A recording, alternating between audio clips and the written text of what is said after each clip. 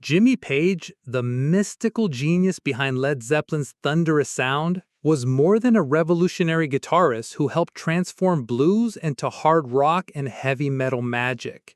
He was also someone who carried strong opinions, and at times heavy grudges, against his musical peers. I was always fascinated not just by playing guitar, Page once admitted, but by how things were recorded. I wanted to learn everything. That perfectionist streak, the same drive that made Led Zeppelin's music so groundbreaking, also made Page hypercritical of other guitarists. Welcome to another episode of Legends Uncovered, where today we pull back the curtain on Jimmy Page's darker side. These are the 6 guitarists who, according to insiders, earned his legendary contempt. The London-born architect of classics like Whole Lotta Love and Black Dog had little patience for anything less than brilliance. There are guitarists who play, he reportedly told a journalist in 1975, and there are guitarists who understand. Most fall into the first category.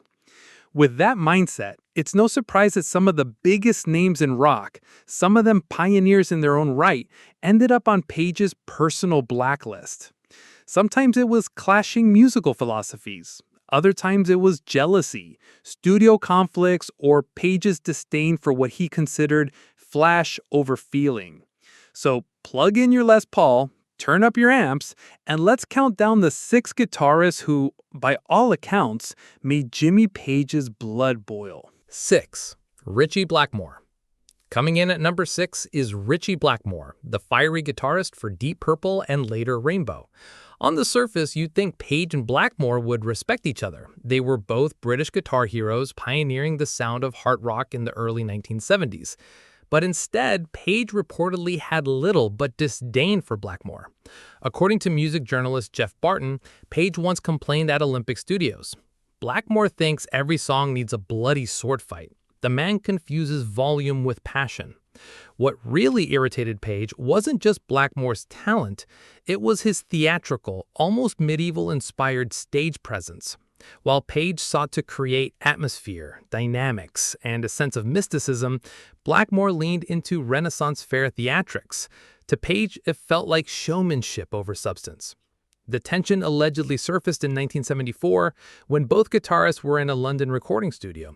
Witnesses claimed Page actually walked out as soon as Blackmore arrived, muttering to his roadie, "I don't have time for costume parties." Blackmore, for his part, rarely acknowledged any animosity. He even praised Led Zeppelin's skill in later interviews. But behind closed doors, Page saw Blackmore as the embodiment of everything he despised: flash over feeling, performance over musical purity. 5. Eddie Van Halen.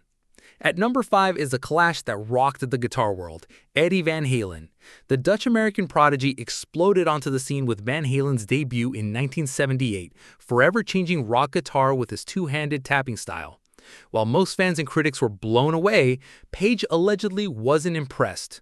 According to Guitar World editor Brad Talinsky, Page was overheard saying, "Anyone can learn parlor tricks. Real guitar comes from the heart, not from showing off like a circus act." This cutting remark reached Eddie's ears quickly. Ironically, Eddie himself admitted that Jimmy Page had inspired much of his experimental playing. But to Page, Eddie represented the future he didn't want to see: guitar as athletic competition rather than emotional storytelling. The rivalry reportedly boiled over in 1980 when Page snapped after hearing yet another conversation about Eddie's groundbreaking solo, Eruption. "I've heard enough about bedroom noodling for one lifetime," he allegedly said. Eddie, ever gracious, continued to speak with respect about Page's influence, but Page had already dismissed him as the poster child for what he called technical wizardry without soul. 4. Yngwie Malmsteen. Number 4 brings us to Yngwie Malmsteen, the Swedish guitar virtuoso who stormed the metal world in the mid-1980s with his neoclassical shredding. With his lightning speed, Baroque scales, and unapologetic ego, Malmsteen was the antithesis of Page's blues-rooted approach. When Malmsteen boasted publicly about being the greatest guitarist alive, Page reportedly couldn't stand it. At a charity event, he's said to have quipped, "This Swedish peacock thinks Bach wrote power chords. He's confused technique with music itself." Paige saw Malmsteen's style as sterile and academic, describing it privately as classical music abuse. In his eyes, Malmsteen's endless scales and over-the-top solos were guitar gymnastics, not art. At a Guitar Expo in 1988, insiders claim Paige left the venue during Yngwie's set, muttering, "I don't need to watch someone practice scales for 20 minutes." Malmsteen, never one to shy away from arrogance, later dismissed Led Zeppelin's catalog as primitive blues noodling. That insult only fueled the fire. 3. Keith Richards. Sliding in at number 3 is Keith Richards of the Rolling Stones. Unlike others on this list, this rivalry was as much personal as it was musical.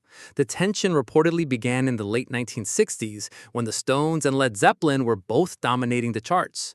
Paige, who prided himself on elaborate compositions and layered studio work, reportedly criticized Richards as simplistic, saying, "Keith thinks 5 chords make him Chuck Berry. The man wouldn't recognize a melody if it bit him." For Richards, the insult was unforgivable.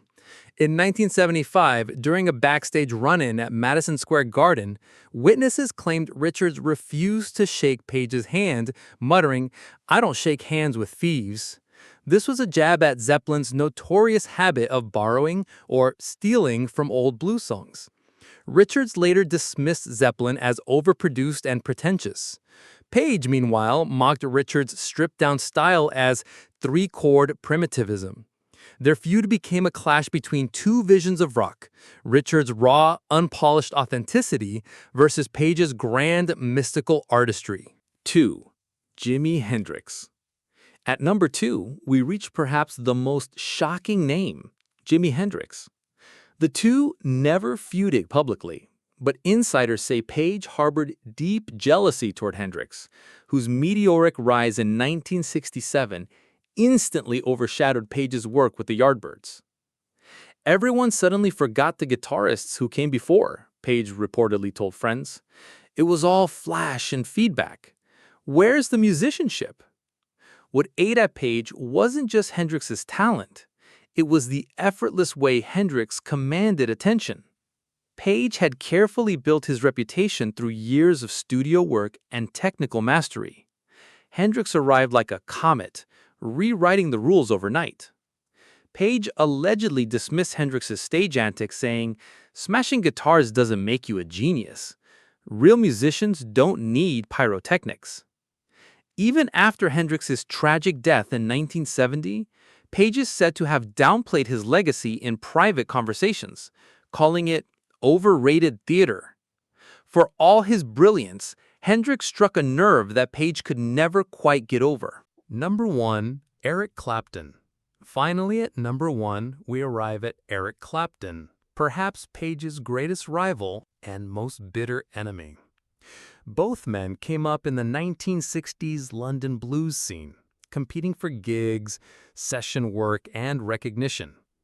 Clapton was being hailed as God by graffiti on London walls, while Paige was quietly building his name as a versatile session guitarist. According to journalist Chris Welch, Paige once scoffed, "Eric plays the same 3 blues licks and they call him a god. I guess mediocrity sells better than innovation." The rivalry deepened when Clapton recruited drummer Jim Gordon, who had been working closely with Paige. To Paige, it felt like betrayal. Eric builds his career on other people's talent because he doesn't have enough of his own, he allegedly fumed. By the 1970s, as both became global superstars, Paige became obsessed with proving his superiority. He reportedly said at a private party, "The difference between Eric and me is that I create music, he just copies it louder." Clapton, meanwhile, dismisses Zeppelin's heavy style as excessive, casting himself as a guardian of pure blues. Paige hit back, calling him nothing more than a blues museum curator. This wasn't just rivalry, it was war. 2 legends, 2 egos, and a feud that defined British rock history. Please don't forget to subscribe and hit the bell icon.